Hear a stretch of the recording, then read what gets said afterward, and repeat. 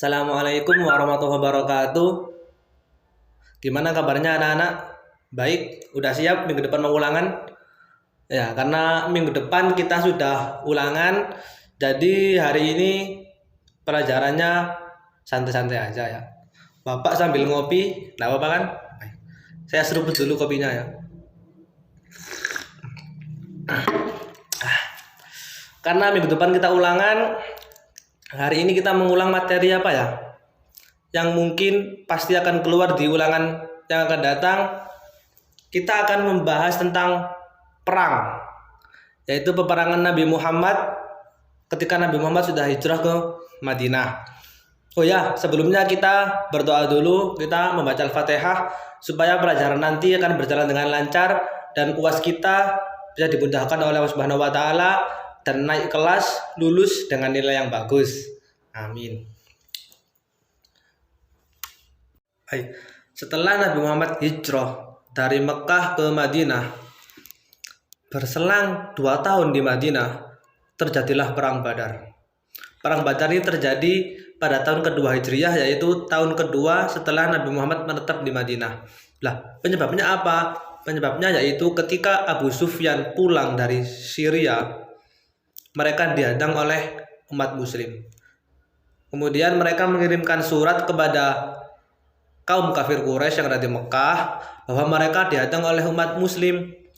Dan ketika pesan tersebut sampai di Mekah dan diterima oleh Abu Jahal, dia menafsirkan bahwa umat muslim ini menghadang mereka dengan cara merampok atau menyakiti mereka. Padahal tidak, sama sekali tidak ada keinginan perang dari kaum muslimin.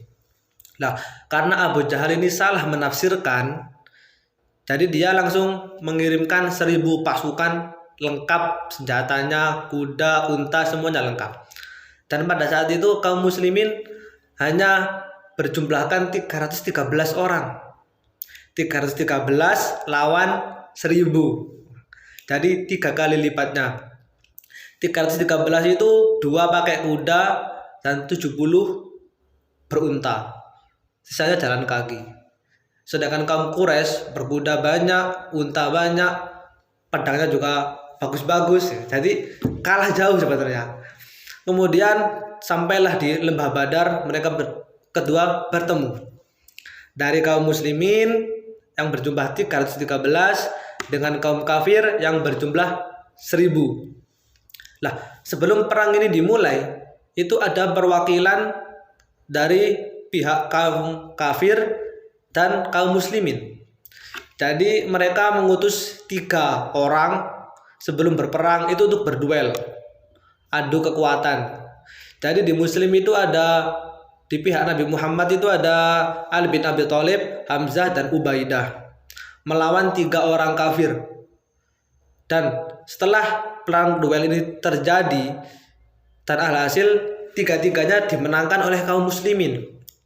Ali bin Abi Thalib menang, Hamzah menang, Ubaidah juga menang. Lah, setelah duel ini terjadi, kemudian perang ini dilanjutkan antara kaum kafir Quraisy dan kaum muslimin. Mereka semuanya berperang, berkecamuk, dan pada akhirnya kaum kafir kalah. Kaum kafir yang berjumlah 1.000 pasukan dengan senjata lengkap kalah dengan kaum muslimin dengan bersenjata sederhana yang hanya berjumlah 313 orang. Dalam kaum kafir, mereka itu meninggal sebanyak 70 orang, sedangkan kaum muslimin hanya berjumlah 14 orang. Jadi, dalam perang yang tidak seimbang ini dimenangkan oleh kaum muslimin, dan sudah pasti ada bantuan dari Allah Subhanahu wa taala. Baik, yang kedua ini yaitu perang Uhud. Nah, sebelum ke perang Uhud, bentar ya, Bapak itu nyeruput dulu.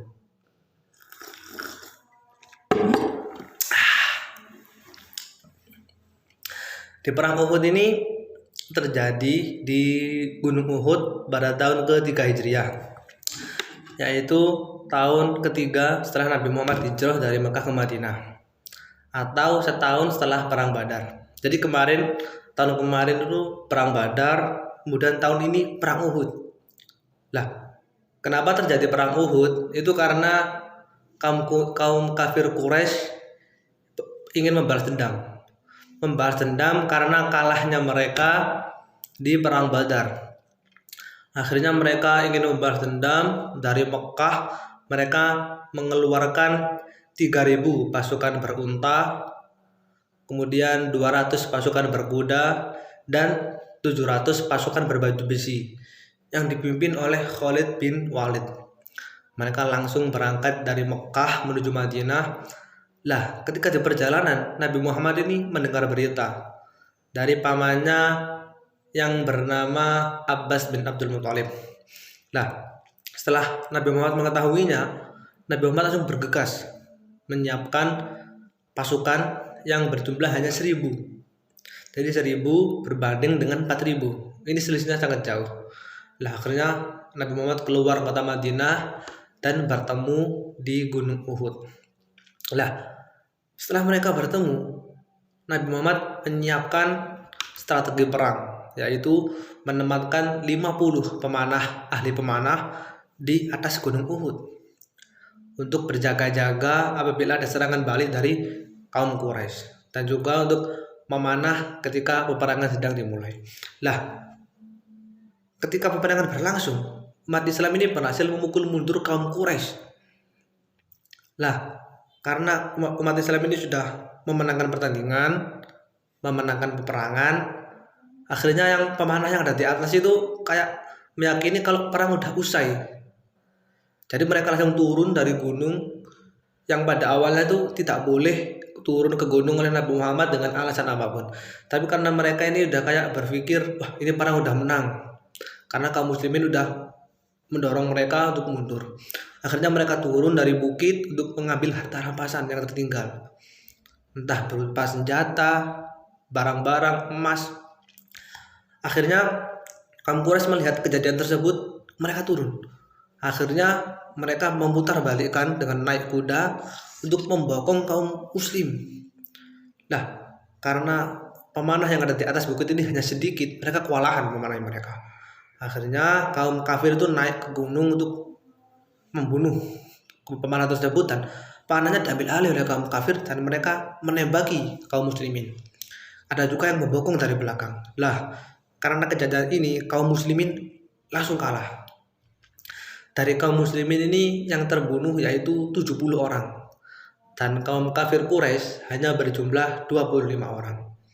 Dan di peperangan ini kaum muslimin kalah karena keteledorannya tidak mematuhi apa yang dikatakan oleh Rasulullah SAW. Mereka turun dari gunung tersebut padahal tidak boleh turun dengan alasan apapun. Karena mereka turun, akhirnya mereka kena serangan balik, akhirnya muslimin kalah. Dan Nabi Muhammad pun itu terkena luka yang cukup berat. Lah, karena kaum Quraisy ini mendengar bahwa Nabi Muhammad ini meninggal, mereka menghentikan serangan. Karena menurut mereka udah cukup dengan membunuh Nabi Muhammad, itu sudah cukup. Akhirnya mereka balik ke Mekah dengan merayakan kemenangannya dan merayakan terbunuhnya Nabi Muhammad. Padahal Nabi Muhammad tidak terbunuh. Gitu. Oke, lanjut ya.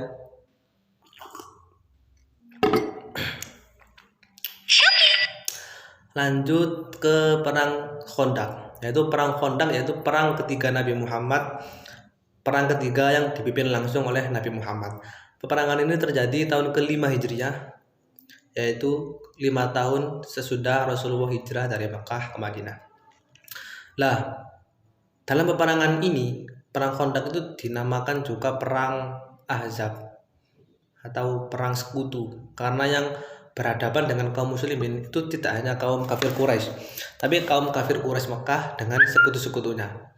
Mereka bersekutu dan membawa 10.000 pasukan untuk menuju Madinah.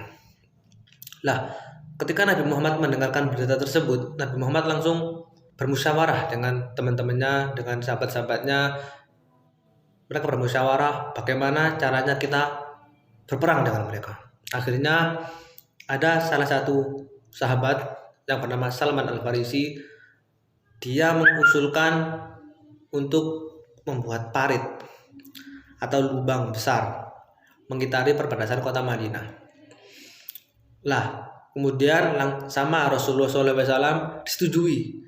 Akhirnya mereka membuatlah parit mengitari perbatasan. Nah, kaum kafir Quraisy kebingungan. Dia langsung bingung, ini perang apa? Karena mereka belum pernah melihatnya. Akhirnya setelah mereka membuat tersebut, kaum Quraisy datang. Lah, ketika kaum Quraisy ini berusaha untuk menerobos, mereka digagalkan langsung oleh pasukan. Jadi ibaratnya ini lubang ya, ceruk lebar. Di sini ada kaum muslimin yang siap menghadang. Jadi kalau ada yang loncat tinggal nusuk jatuh. Ada yang loncat jatuh gitu. Jadi susah lah. Akhirnya peperangan tersebut terjadi berhari-hari. Kaum kafir Quraisy ini mengelilingi atau mengepung seluruh wilayahnya. Akhirnya karena peperangan lama, bekal-bekal yang dibawa oleh kaum kafir Quraisy ini menipis. Lah, singkat cerita, setelah beberapa hari Allah Subhanahu wa taala mengirim bantuan berupa angin kencang, badai yang mengobak-abik kemah mereka, pertahanan mereka. Barang-barang dibawa semuanya terbawa oleh pasir. Karena kejadian itu, kafir Quraisy menyerah, dia langsung pulang. Ya, jadi perang Khandaq ini seperti itu. Tidak ada peperangan langsung kontak perang kita, tapi bisa disebut dengan perang parit atau perang Ahzab karena ada bantuan langsung dari Allah Subhanahu wa taala. Begitu. Ya.